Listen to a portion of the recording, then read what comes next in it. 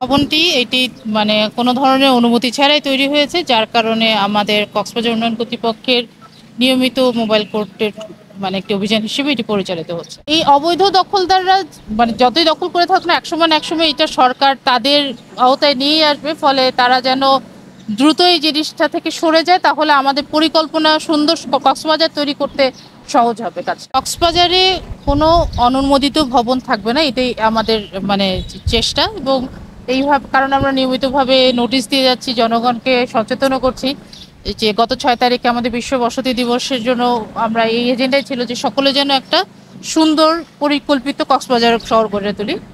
আর এই ভবন যেহেতু অনুমোদন ছাড়া খুব এমন অবস্থা যে এর কোনো এক্সিটও নাই, আপনারা যেটা দেখছেন 3 তলা একটা ভবন খুবই সংকীর্ণ একটা রাস্তার পাশে, এটি কিন্তু আমাদের জনসাধারণের জন্য ঝুঁকিপূর্ণ, যার কারণে আমরা আজকে এখানে মোবাইল কোর্ট পরিচালনা করতে এসেছি। এখন ইসিএ এলাকাতে যে ভবনগুলো তৈরি করা হচ্ছে সেখানে আমরা তো অনুমতি দিচ্ছি না, আর অনেক জায়গাতে কিছু মামলা চলমান আছে, সেই জায়গায় আমরা কোর্টের রায়ের জন্য অপেক্ষা করছি। আর যেখানে চলমান নেই সেটাতে যদি অনুমোদিত থাকে সেখানে আমরা মোবাইল কোর্ট অভিযান করবো।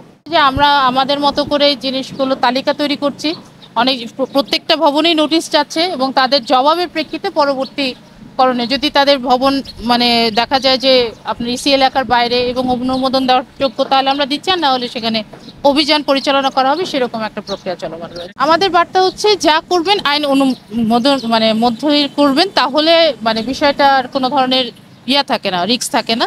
তা না হলে তাদের বিরুদ্ধে আইনগত ব্যবস্থা নেওয়া হবে এবং তাদের দেখা যেতে পারে যে মোবাইল কোর্ট করলে, অপারেশন করলে আর্থিক ক্ষতিও হতে পারে। এই অবৈধ দখলদাররা যতই দখল করে থাকুক না, একসময় না একসময় এটা সরকার তাদের আওতায় নিয়ে আসবে, ফলে তারা যেন দ্রুত এই জিনিসটা থেকে সরে যায়, তাহলে আমাদের পরিকল্পনা সুন্দর কক্সবাজার তৈরি করতে সহজ হবে কাজ।